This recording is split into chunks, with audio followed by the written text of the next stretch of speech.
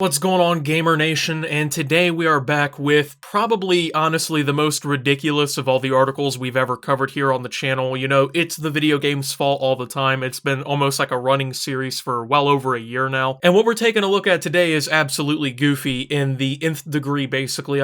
So basically today we're going to be meeting Michael, who is the future gamer, quote unquote. This is, I guess, supposed to be representative of what the average person who plays video games will look like in about 20 years or so if they don't change any of their lifestyle habits. And before we even get into this, I want to go ahead and present the major conflict of interest that is this entire quote-unquote research. Okay, so apparently this group called onlinecasino.ca is who is behind this gamer and who has modeled this gamer. So the conflict of interest that I'm talking about is the fact that this is an online casino website that has published this quote-unquote study, and they're one of the main competitors to the video game industry. Think about it. Okay, so an online casino, how do they generate revenue? First, they have to have people come onto their website and gamble on their website in order to make money. And I'm assuming that they're always the house, which is basically the person who set up the game. So they need people basically not playing video games to come onto their website and spend their money on there by gambling, while obviously their competitors, which would be like video games, another interactive form of gaming, would be spending their money on DLCs, new video games, controllers, other equipment, things like that, right? So in my opinion, this is almost like McDonald's coming out with a study that says that Wendy's makes you, 87,000% more likely to drive a car off a cliff. Like, it literally makes no fucking sense, considering the fact that they want to talk so much about gaming addiction and everything, but they don't want to talk about gambling addiction, which is, I would say a lot worse than a video game addiction is in several different ways. But,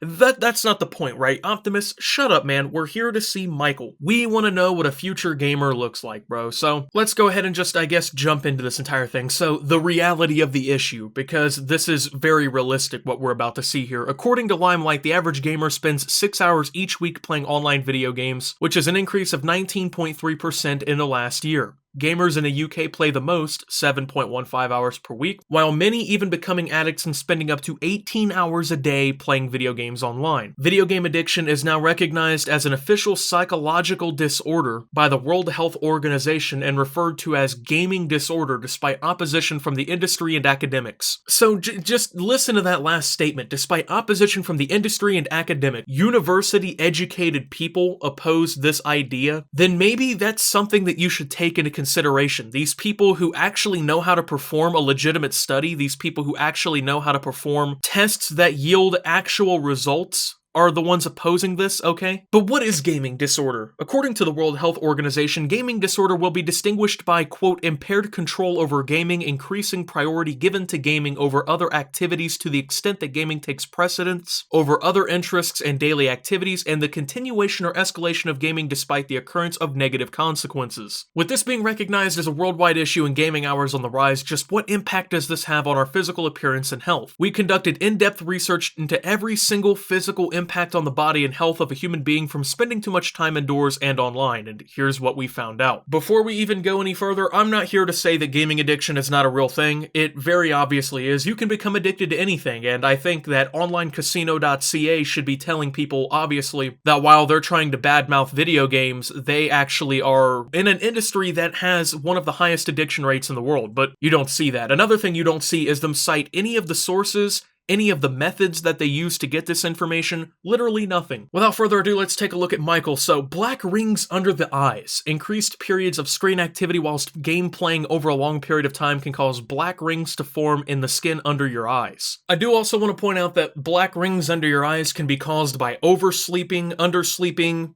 fatigue. It's not just quote-unquote increased periods of screen activity whilst game playing over a long period of time. I would love to see where they have any evidence that this is exactly what causes it, and not the fact that loads of people who play video games stay up at night and they have different sleep schedules than people who, I guess, don't play video games. Bloodshot eyes, aka digital eye strain. Okay, let's not try and act like bloodshot eyes are called digital eye strain. There are several different factors that can cause bloodshot eyes. I've never heard bloodshot eyes be called digital eye strain. And while of course, yeah, you can get eye strain from staring at screens for long periods of time, that is very easily mediated most of the time by just, standing up from the computer and walking away. That's what, most people who play video games do if they feel not good. Hair loss. Vitamin D is essential to your health, of course. It's absorbed mostly from sun exposure, which actually is true. I do want to go ahead and say that. That's true. And certain foods, our future gamer is certainly lacking in it. Because the body is lacking this vitamin D, it means hair loss occurs, new and old hair follicles are not stimulated, and new hair growth is stunted. Yeah, because male pattern baldness, all those genetic factors and stuff, those don't exist. You know, people who don't play video games can't have hair loss. And the average gamer just doesn't go outside ever, man. It's crazy. Like, you know, they have no ability to go outside. The sun burns them and they're going to receive hair loss. An indent in your skull. Consistent light pressure built up over a number of years could cause an indent in the hair, skin, and skull if stressed long enough. This means that overuse of headsets during gameplay over 20 years could cause deformation or deformation, whichever way you want to pronounce that. This is blatantly not true. As a matter of fact, if you're an adult,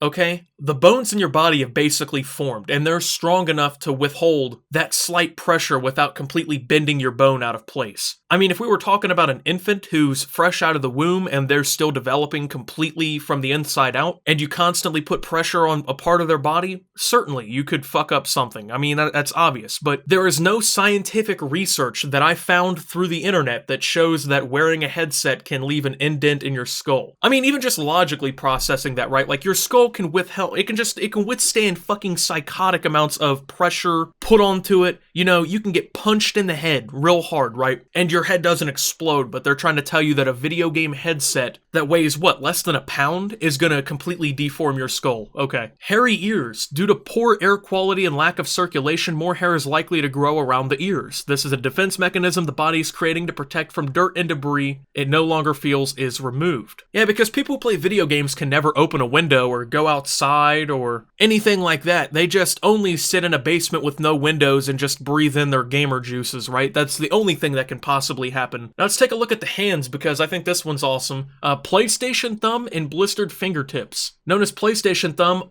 Onculosis, is a nail disorder caused by repetitive trauma such as tapping fingernails on a keyboard or controller that causes the fingernail to loosen from its nail bed. These repetitive motions from gameplay can also induce pain from muscle stiffness and blisters in the fingertips from overuse. Okay, I bite my nails, it's a really bad habit, so my nails are never long enough to hit the keyboard, but one would also be able to assume that if you just, like, clip your fucking fingernails like a normal person, you know, make sure that you don't got some goddamn daggers hanging off your fingers, you probably won't have a problem.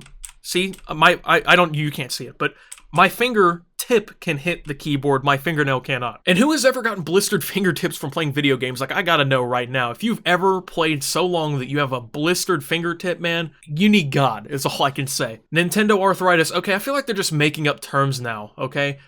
Apparently it's called Nintendinitis.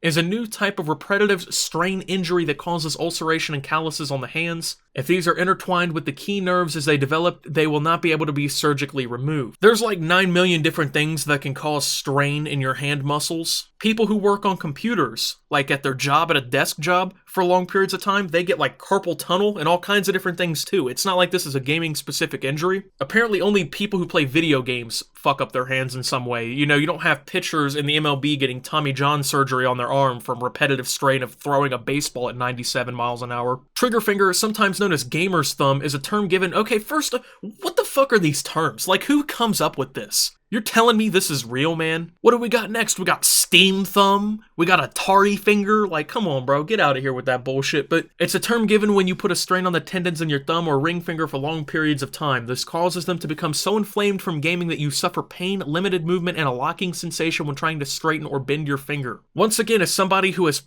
I've played video games for 17 years now. I mean, I'm probably the perfect candidate to, I guess, show you this whole 20-year study. I've never had trigger finger once, man. Haven't had a single one of these problems. I don't even have carpal tunnel. First-person shooter or carpal tunnel syndrome. Okay, these are not the same thing. Once again, carpal tunnel syndrome is not called first-person shooter. Is a condition caused by repetitive motion and overuse of a computer, mouse, and keyboard. This compresses your carpal tunnel, causing nerve and weakness to the palmar abduction. I just covered that a second ago, so let's go ahead and move on, man. Let's go ahead and hit the body, bro. Look at this man, bro. This is what you call peak human condition, bro. He's built different, okay? A condition that slowly develops over time. A hyperextended neck, rounded shoulders, and hunchback will start as a dull pain occasionally and work its way from your neck to your hands and back as the strains slowly create a bend in your neck, which creates hunchback. This is caused by elongated periods of time sitting in uncomfortable positions without stretching or counteracting with regular exercise. You do realize that people who, walk 80 miles a day, just something ridiculous, who just have bad posture altogether can also develop these symptoms. This is not a gaming specific thing. Muscular stiffness, staying tense in those uncomfortable positions for extended periods of time will also cause pain in your shoulders. Excessive gaming and sleep deprivation added to raised and tense shoulders,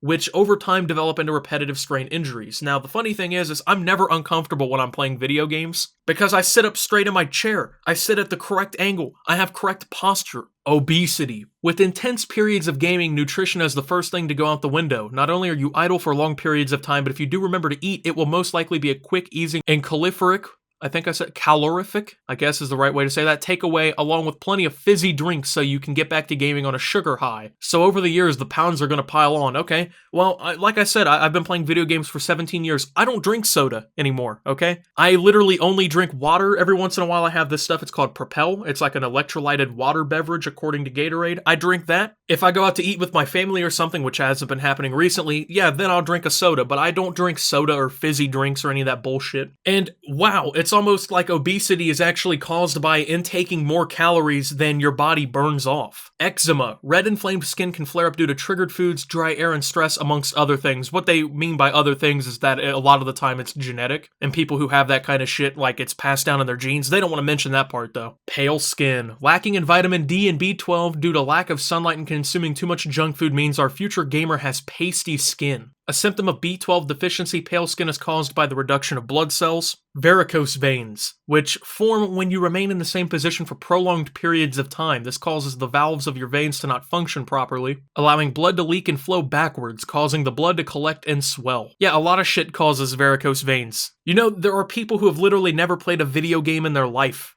who have varicose veins. Swollen ankles. Due to sitting for long periods of time, ankles will become swollen. This is because when inactive for increasing amounts of time, muscles cannot pump fluid back towards the heart, so fluid and blood retains around the ankles, causing swelling and discomfort. Hang on, I'm gonna take a look at my ankle.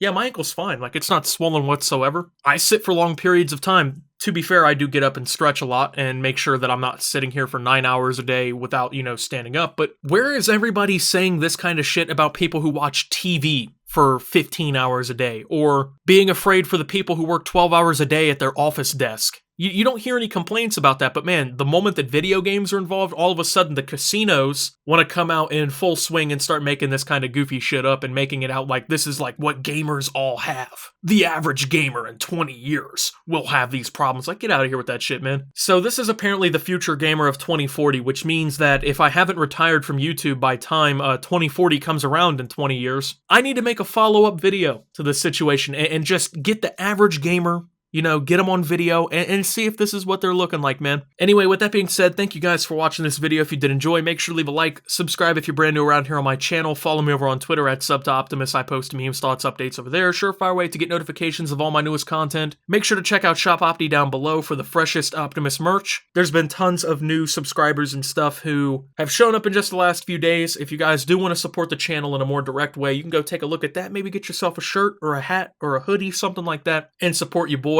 And on top of that, thank you to my channel members. Your support of the channel also helps tremendously. And until my next video, guys, this is Optimus, the future gamer, and signing out.